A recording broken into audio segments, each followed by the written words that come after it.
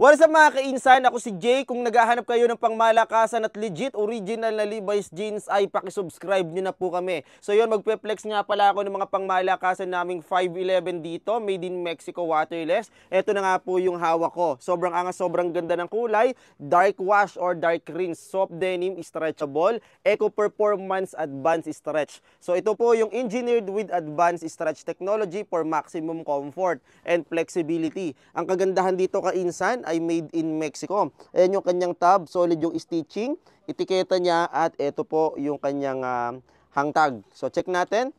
Ito yung kanyang wash tags, waterless at made in Mexico.